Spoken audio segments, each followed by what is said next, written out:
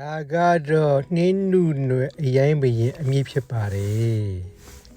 ဒါကတော့စိတ်ဖူးရဲ့အမြင့်ဖြစ်ပါတယ်ထိုင်းဂျန်စင်းလို့လက်ခေါ်ပါတယ်ဘောရကာအရက်ဖြူနဲ့ပြားရည်စိန် Royal Crown တို့ထည့်မှာပါအာဒိုစီဖော်တာကိုစလိုက်ရအောင်အခုဆန်နီတိုက်စ်လုပ်ပြီးတန်းစင်ထားတဲ့ဖန်ခွဲကြီးနှလုံးထဲမှာ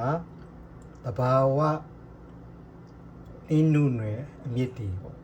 အင်္ဂလိပ်လိုကတော့ Lancaster လို့ခေါ်တယ်အဲ့ဒီဟာတွေကိုထည့်ထားတယ်တို့ရှိရင်စိတ်ဖူးလို့ခေါ်တဲ့ Lady Finger ထိုင်းဂျန်စင်းကို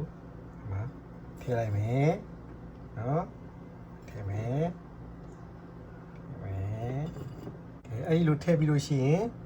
သူ့ထဲကိုအရက်တွေရောမှာဖြစ်မယ်အခုထဲမှာက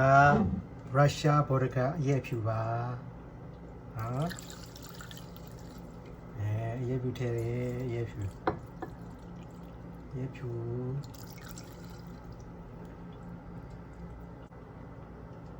ဟာရိုင်ရခရောင်းကိုထပ်ထည့်မယ်ရိုင်ရခရောင်းထည့်မယ်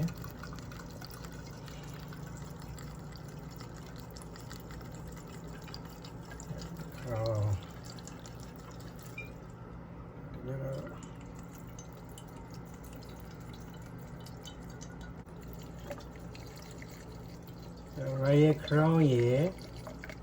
ရဲဖြူဘော်ဒကာရဲ့စိတ်ဖူးရဲ့ဒါ Lancaster လို့ခေါ်တဲ့ထိုင်းဂျန်စင်းနှင်းနုနွယ်မြစ်အဲ့ဒါတွေကိုရောပြီးတော့အနည်းဆုံးတစ်ပတ်စိန်ထားမယ်စိန်ထားပြီးနည်းနည်းချင်းလေးတောက်ပြရတယ်ဆိုစမ်းမယ်အားဒီဘယ်လောက်တိုးမလဲဆိုတော့ကြည့်မယ်နော်ဒီမှာသူ့ရဲ့စန်ဒီတိုက်စ်လုပ်ထားတဲ့ပြလိုက်မယ်